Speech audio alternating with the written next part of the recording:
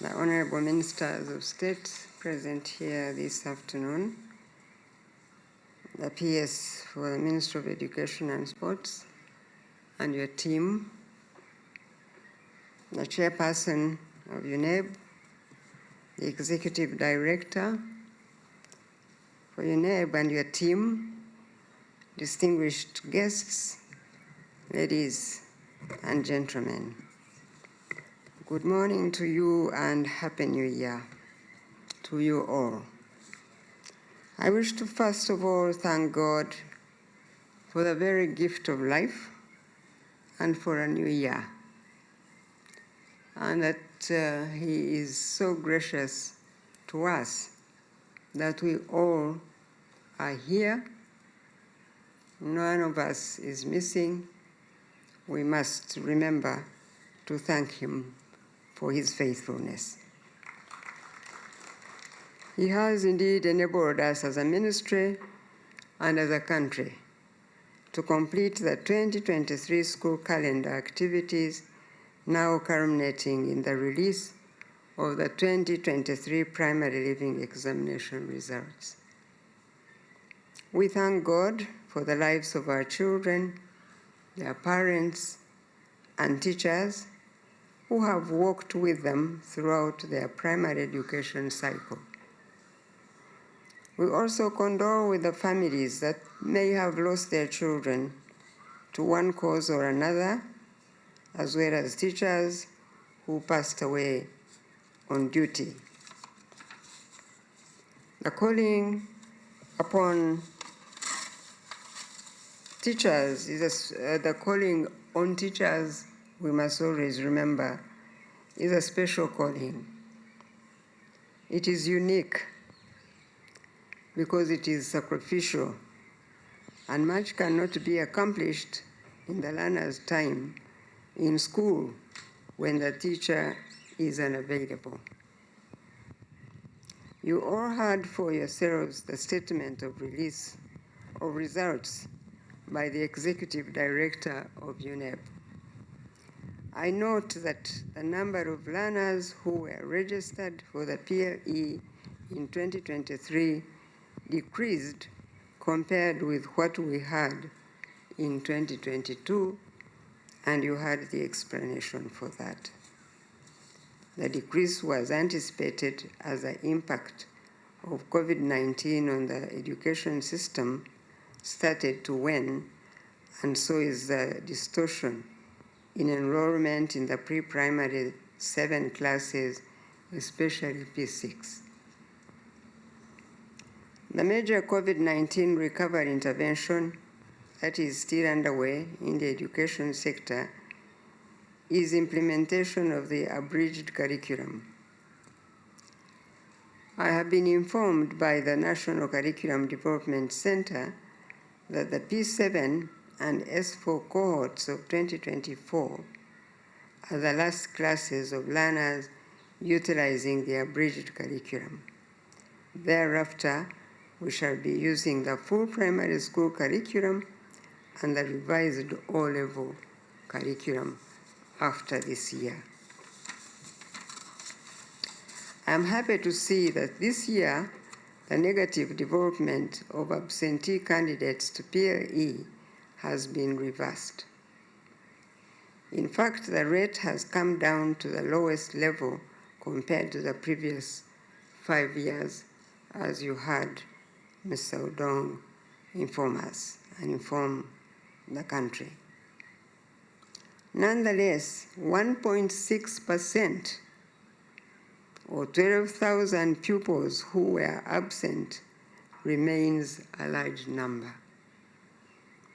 When a child fails to show up for their end of cycle examination, it is a wastage of that life which had spent 6 to now 7 years, and then the government spent the resources for the entire education system, and then the families who are working with these children.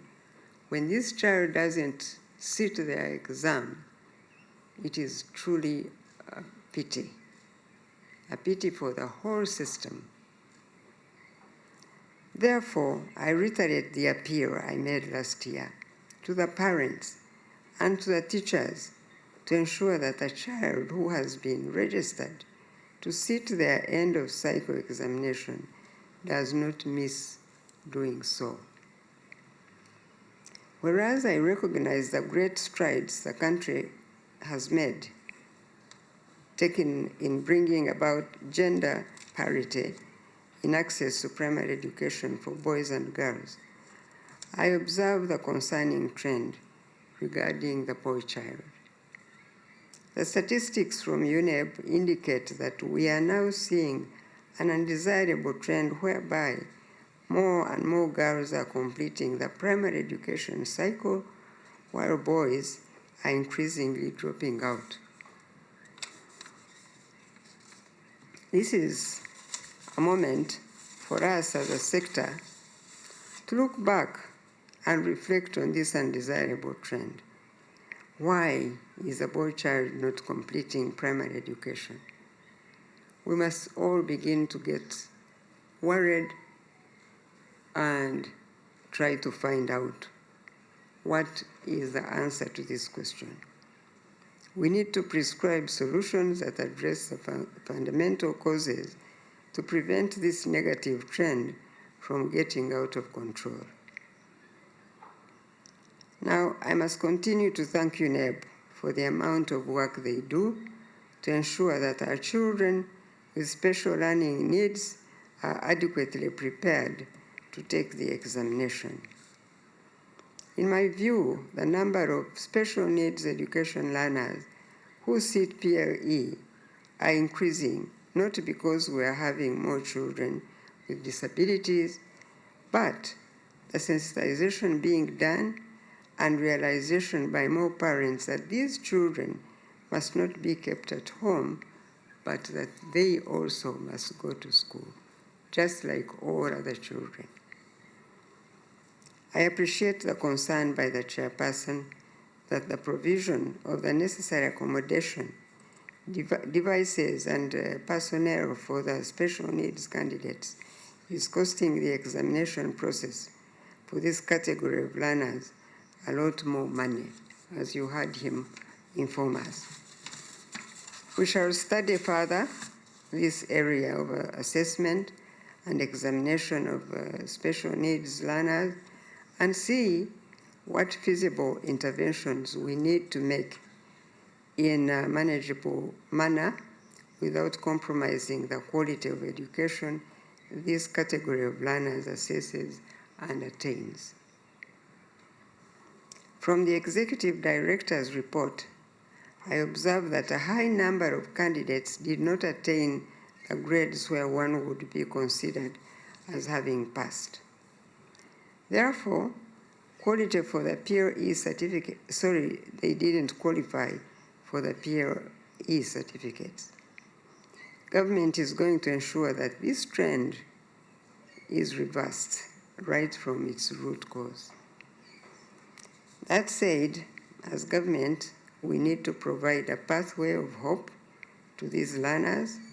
Therefore, I have instructed the Permanent Secretary for the Ministry of Education and Sports to communicate to the respective accounting officers in the local governments that such learners be accorded an opportunity to repeat primary 7 in all public primary schools. And then we can all work hard with them to better their grades to a level where they can qualify for the various opportunities of education beyond primary 7. Meaning, as the children try to work hard themselves, the parents must support them, the teachers must support them, and also the Ministry of Education do everything it will take to support these children so that we see them through this level of education so that they too can at least get a certificate for primary education as they go out into the world. Even if they don't continue, but at least they have that certificate in their hands. Furthermore, as a ministry, we are going to have to review the arrangement where learners were being progressed to the next class before attaining the minimum knowledge and skills as evidence of learning.